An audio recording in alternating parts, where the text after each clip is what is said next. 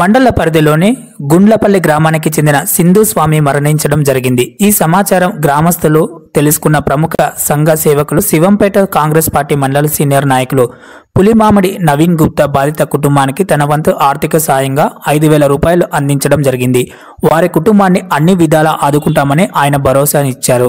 ఈ యొక్క కార్యక్రమంలో గ్రామానికి నాయకులు, గ్రామ అధ్యక్షులు సఫీ యుద్దీన్, గోరి సత్యనారాయణ రెడ్డి, తాళ్ల శ్రీనివాస్ రెడ్డి, తాళ్ల కృష్ణ గౌడ్, డప్పు నరసింహులు, దినకర్ రెడ్డి, ఎలుక మహబూబ్ రెడ్డి తదితరులు పాల్గొన్నారు. మన సింధు స్వామి క్రితం 5 రోజుల క్రితం మరణించుడు.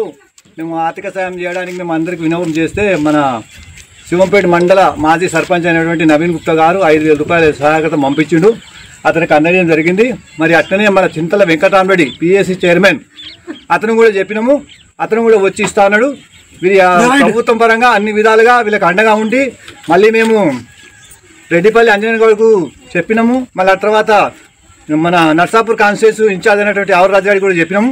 చెప్తే వాళ్ళు తొందరగా ఇమీడియట్గా వాళ్ళకి ఇల్లు శాంక్షన్ చేసిర్రు. వీళ్ళకి ఫస్ట్ ఇల్లు గుండాపల్లిలో చిందు స్వామి గారి కుమారుడైనటువంటి సతీష్ గారికి శాంక్షన్ అయింది.